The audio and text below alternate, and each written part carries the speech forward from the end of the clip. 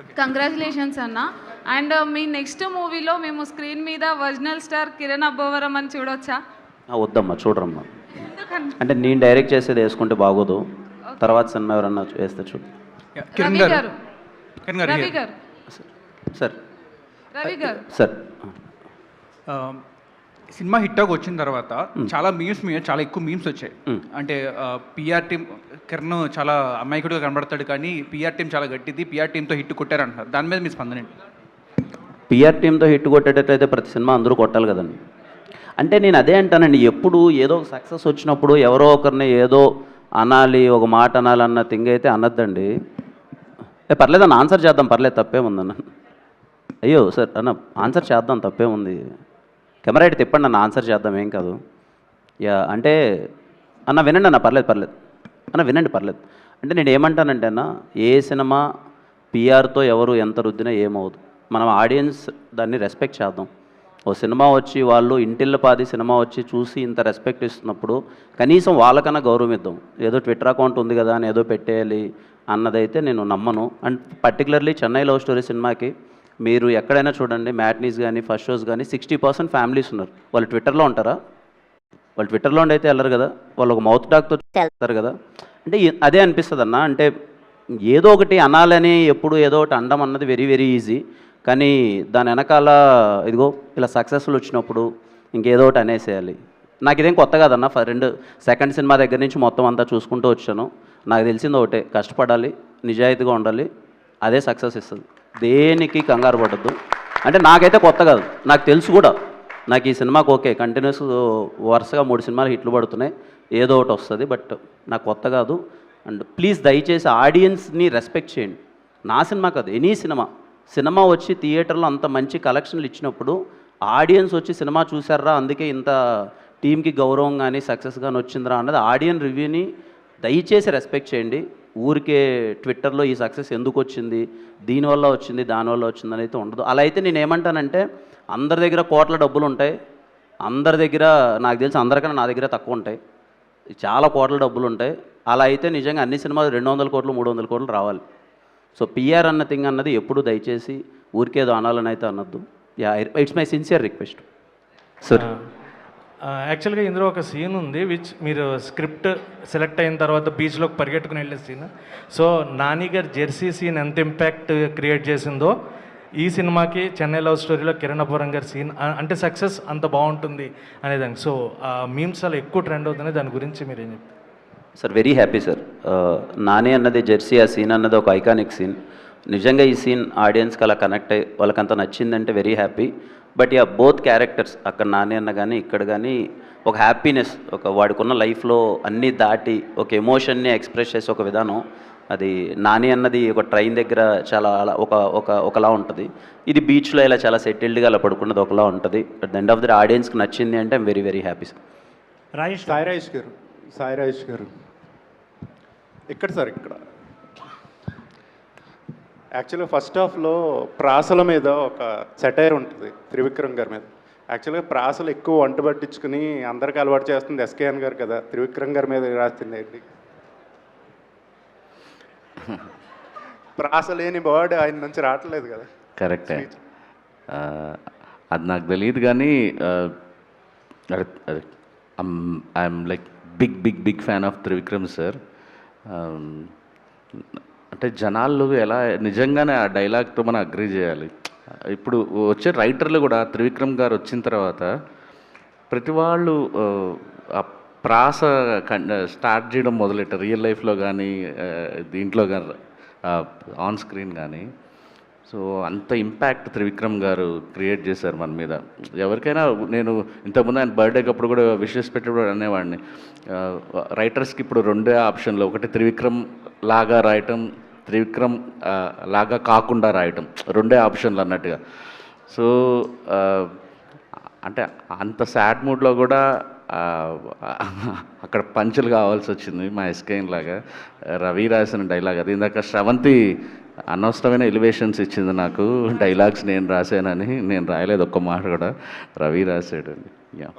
అలాగే లవ్ స్టోరీలు అంటే ఇంకా ఒక్క నిమిషం, లవ్ స్టోరీలు అంటే మీరు బ్యాక్ టు బ్యాక్ తీసినవి అన్నీ ఎక్కువ ట్రాజెడిక్ లవ్ స్టోరీలో ఉంటున్నాయి. కలర్ ఫోటో కానీ, బేబీ కానీ, చెన్నై లవ్ స్టోరీ కానీ.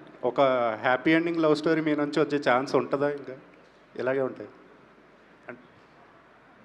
అంటే మన ఆడియన్స్ని కూడా తమిళ ఆడియన్స్లో ప్రిపేర్ చేద్దాం అనుకుంటున్నారా?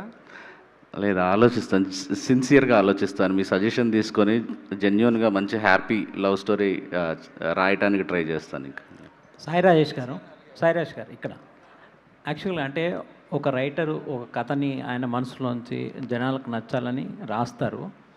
బట్ మనం అనుకున్న అందరికీ నచ్చాలి అంటే అన్ని పాయింట్లు కనెక్ట్ అవ్వాలని ప్రతిసారి ఉండదు కదా.